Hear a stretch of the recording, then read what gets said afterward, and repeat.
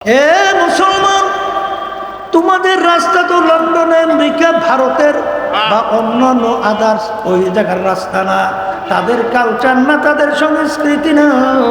তোমাদের কালচার, তোমাদের সংস্কৃতি হবে মদিনা ওয়াল আল্লাহর হাবিবের সংস্কৃতি। মুসলমানি বুয়াদ করদান হাদান নানে খুদ বাদস্তে খা জাদাদা।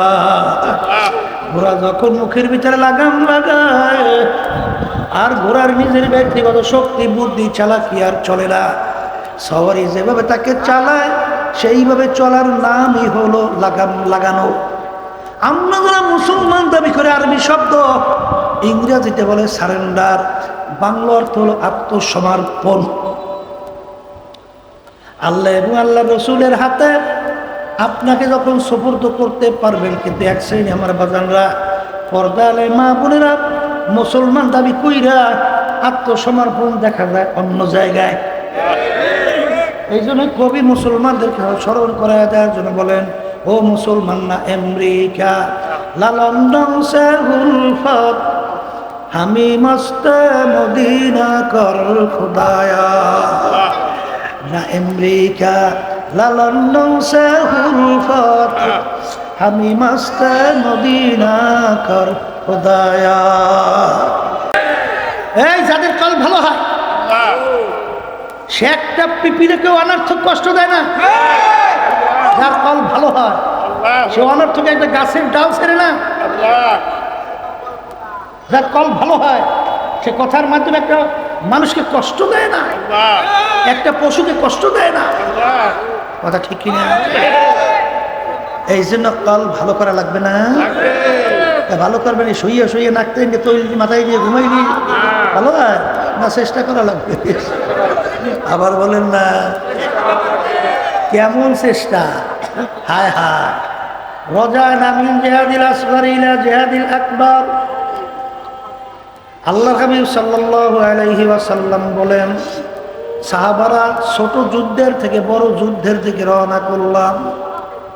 সাহাবায়ে কেরাম বলে, আল্লাহর রাসূল সাল্লাল্লাহু আলাইহি ওয়াসাল্লাম, এখন মাত্র যুদ্ধ করে আসলাম, এর চেয়ে আবার বড় যুদ্ধ কোনটা?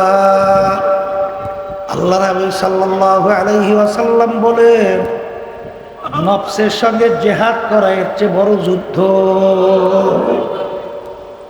নফসের সঙ্গে জিহাদ করা, আবার বলে জিহাদ করা, এর চেয়ে বড় যুদ্ধ। এই জন্যই আল্লাহর কুতুবেরা আমাদের নাম রাখছে মুজাহিদ। নাম রাখছে কি বলেন না? এই জন্য দেখবেন মুজাহিদ কমিটি নীতিমালার ভিতরে লেখা আছে, সার্বক্ষণিক শয়তান এবং নফসের বিরুদ্ধে জিহাদ।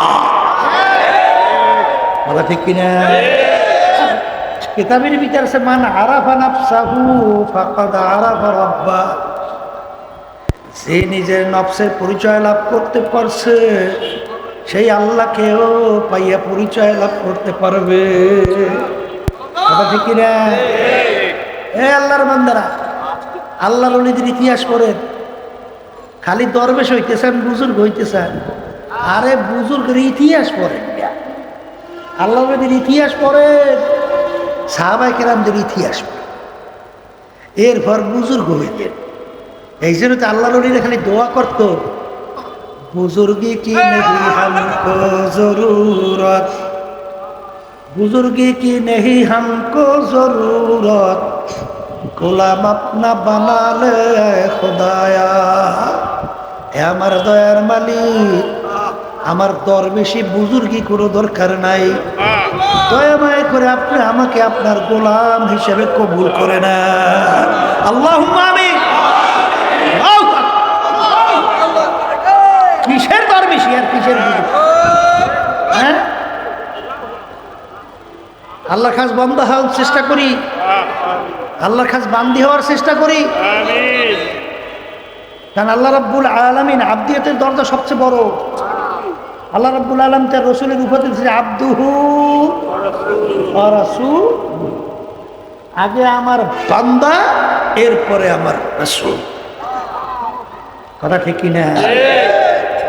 এই জন্য কি করা লাগবে? বলেন মুজাহাদা করা লাগবে। আবার বলেন মুজাহাদা করতে হলে একটা নিয়ম অনুযায়ী করতে হবে। কথা ঠিক কিনা? এই ডাক্তাররা চিকিৎসা করে, প্রেসক্রিপশন করে, কি প্র্যাকটিক্যাল, তাদের এই ইন্টারনি আছে না, 1 বছর প্র্যাকটিক্যাল। কারণ আসলে কোন রোগটায় কি ঔষধ কিভাবে ডোজ দিলে রোগটা ভালো হবে, এই জন্য তারা ওই থিওরি অনুযায়ী পরীক্ষা করিয়ে এরপরে ওই রোগ অনুযায়ী প্রেসক্রিপশন করে।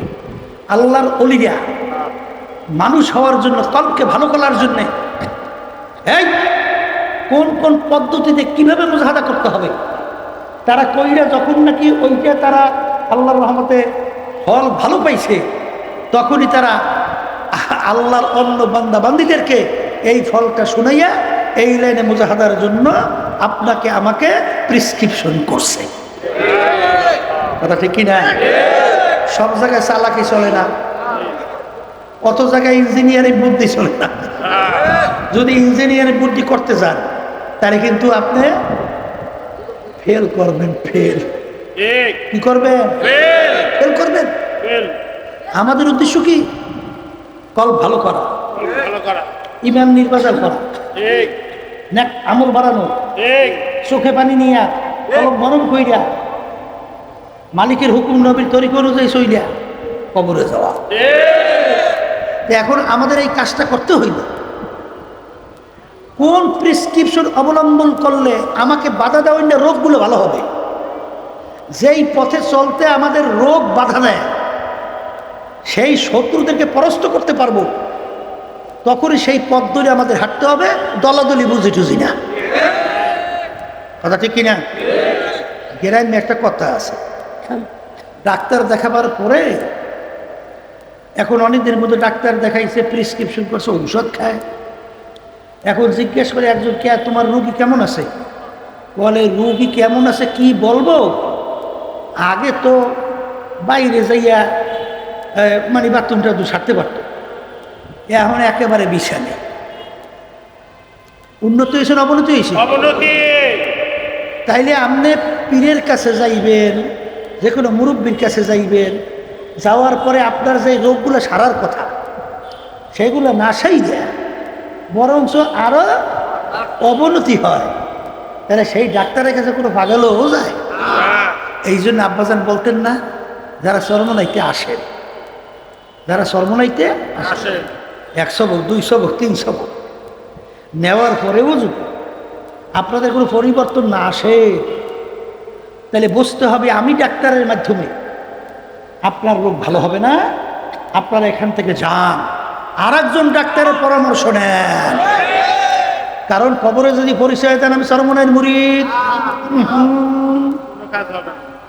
আমাদের কবরে যাইতে হইবে কলব পরিষ্কার কইরা, নেক আমল বাড়াইয়া, আল্লাহর খাস বান্দাবান্দি হইয়া, আল্লাহর হাবিবের নবীর তরিকা অনুযায়ী চইলা, তারপর কবরে যাওয়া লাগবে। কবরে কিন্তু কোনো দলাদল নেই, বলেন নাই? আজকে তো আমরা অনেকে দল শিখছি, দলে পড়ছি, তো দল যদি ইসলামের বিরুদ্ধাচরণ করে তারপরে সেই দল করে তো করে, তাহলে তুমি দল করো কি আল্লাহকে রাজি খুশির জন্য, না তুমি নফসের খোরাকি তুমি বাস্তবায়নের জন্য? তাহলে তুমি নফসের গোলাম হইছো, আল্লাহর গোলাম হও নাই। তাহলে তুমি নফসের গোলাম অনুযায়ী চলো, আল্লাহর হুকুম অনুযায়ী চলো না। কথা ঠিক কিনা? এই জন্য আমার ভাইদেরকে বলবো, পর্দা আলে মা বোনদেরকে বলবো, আমাদের এই তরিকার নাম চিশতিয়া সাবির, ঠিক না? এই তরিকার 5টা ঔষধ তরিকার আল্লাহর কুতুবের আমাদের জন্য রেখে গেছে। বুদ্ধিমানী চালাকি চলবে না। অনেকে যুক্তি দেয়, ওর এভাবে যুক্তি এক জিনিস, বাস্তবতা আর এক জিনিস। কথা কয় না? যুক্তি এক জিনিস, বাস্তবতা আরেক জিনিস। যুক্তি দিয়া কোনোদিন লক্ষ্য উদ্দেশ্যে পৌঁছতে পারছে উনি মাঝখানে ধ্বংস হয়েছে। এই জন্য যুক্তি মুক্তি ছাড়তে হইবে। এই জন্যই আল্লাহ বলিলে বলতেন, আলী রাদিয়াল্লাহু তাআলা বলছিলেন, আদমুদা মাতলে দুরাম দিশেরা আজমুদা মাকলে দুরন্দিশের বাদা জিদে ওয়ানা সাজাম খেসের। হে আমার দয়ার মালিক, আমি আমার নিজের বুদ্ধি জ্ঞান আমি সব কিছু আল্লাহ এবং আল্লাহ রসুলের হাতে সুপর্দ করলাম। আল্লাহ এবং আল্লাহর রসুল আমাকে যেভাবে চলতে বলেন, ব্যক্তিগত জীবন, পারিবারিক জীবন, সামাজিক জীবন, রাজনৈতিক জীবন, ব্যবসা ক্ষেত্রে, কামাইয়ের ক্ষেত্রে, খরচের ক্ষেত্রে, সব ক্ষেত্রে যেভাবে চলতে চালাতে বলছেন ওইভাবে আমি চালাবার জন্যে আমি পাগল হইয়া গেলাম। এখন আমার আর কোনো নিজের বুদ্ধি, আমার কোনো নিজের জ্ঞান আমি ওখানে আর অ্যাপ্লাই করব না।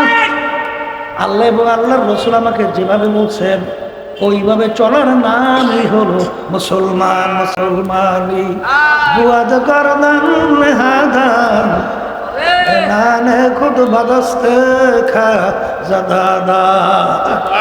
ঘোড়া যখন মুখের ভিতরে লাগাম লাগায় আর ঘোড়ার নিজের ব্যক্তিগত শক্তি, বুদ্ধি, চালাকি আর চলে না।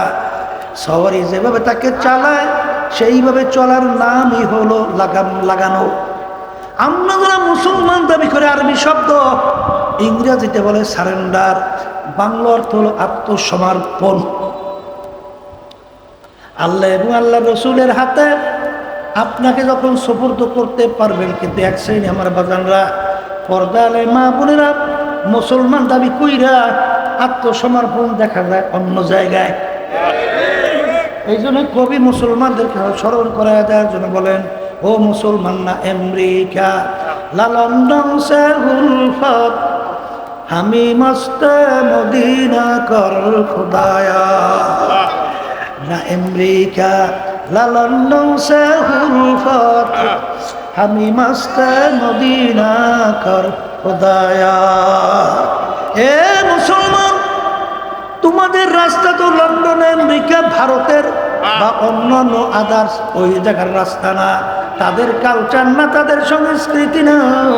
তোমাদের কালচার, তোমাদের সংস্কৃতি হবে মদিনা ওয়াল আল্লাহর হাবিবের সংস্কৃতি। কি মিলাইয়ে দেখা যায়? মিলাইয়ে দেখা যায়? দেখা যায়, দেখা যায়। এই মানা হাব্বা শাইন আকসারা জিকির কুল্লু কুল্লু এনাই এতারা শাহুবি বাফি। হ্যাঁ, ঘটনাটা কি? ঘটনাটা কি? মোমেন দাবি করেন, ওদিকে আল্লাহ রাসূল সাল্লাল্লাহু আলাইহি ওয়াসাল্লাম ওমর রাদিয়াল্লাহু তাআলা বলেছেন, এই ওমর রাদিয়াল্লাহু তাআলা বলেন যায় আল্লাহ রাসূল সাল্লাল্লাহু আলাইহি ওয়াসাল্লাম, আমি সব কিছু চিন্তা ভাবনা করে দেখছি, সব জিনিসের চেয়ে আপনাকে আমি বেশি মহব্বত করতে পারছি, কিন্তু আল্লাহর হাবিব আমি আমার নিজের জানের চেয়ে আপনাকে আমি বেশি মহব্বত করতে এখনো পারি নাই। আল্লাহ রাসূল সাল্লাল্লাহু আলাইহি ওয়াসাল্লাম ধমক দিয়ে সুরে বলেন, ওমর, যতক্ষণ পর্যন্ত তুমি আমাকে তোমার নিজের জানের চেয়ে, জীবনের চেয়ে বেশি মহব্বত করতে পারবে না, কামেল মোমেন হতে পারবে না। ধমকের সঙ্গে সঙ্গে ওমর রাদিয়াল্লাহু তাআলা বলেন, আল্লাহ রাসূল সাল্লাল্লাহু আলাইহি ওয়াসাল্লাম, আমি খোদার কসম করে বলছি, এখন আমি আমার নিজের জানের চেয়েও আপনাকে আমি বেশি মহব্বত করতে পারছি। কি বুঝলেন? হ্যাঁ, এই জন্য আমার বাজানদেরকে বলবো, আসলে আমাদের চিন্তাও নাই, চেষ্টাও নাই। মুরিদ খালি নাম লেখাইলে তো হবে না বাজান, কামে না দেখাইলে মুরিদ হয়? হ্যাঁ, কই চেষ্টা চিন্তা কি? অনেকের ভিতরে তো কমতে আছে, আস্তে আস্তে দেখতেছে। আল্লাহ মাফ করুক আমাকে সবাইকে। ওদিকে দেখেন আল্লাহর ইতিহাস বলে তারা চেষ্টা কিভাবে করছে। শেখ সাদী রহমতুল্লাহি আলাইহি এত বড় জবরদস্ত আলেম, এত বড় বুজুর্গ, এত বড় আল্লাহর ওলি, এত বড় মানে বিশ্ববিখ্যাত, সে বলতেছে কারিমা বেবাগশায়বার হালমা কে হাসতা মাসিরে কামন্দে হাওয়া। হে আমার দয়ার মালিক, তোমার রহমতের নজরে আমি শেখ সাদী তোমার বন্দার দিকে একটু তাকাও। মালিক, আমি তো নফসে আম্মার আর জিনজিরের মধ্যে, রশির মধ্যে, শিকলের মধ্যে আমি শেখ সাদী আবদ্ধ হয়ে গেছি। দয়া মায়া করে তুমি এই জিনজির থেকে আমাকে মুক্তি করো।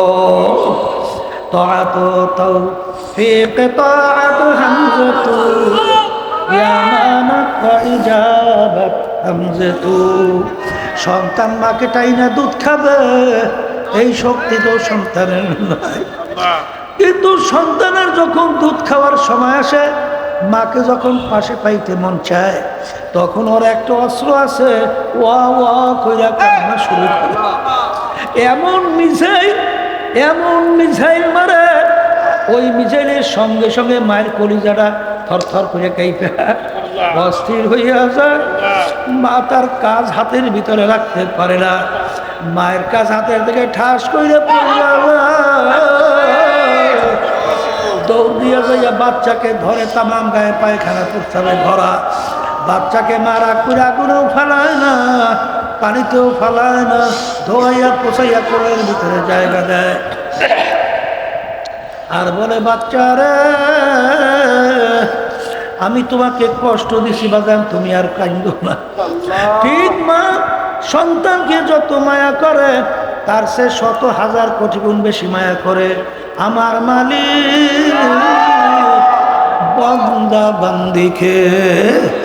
যখন শেখ সাদি রহমাতুল্লাহ আলাইহি দিল থেকে ভাইরা দু চোখের পানি ছাইরা নিজে আল্লাহর কাছে সুপর্দ কইরা যখন বলে, মালিক আমার দুর্দশা দেখো,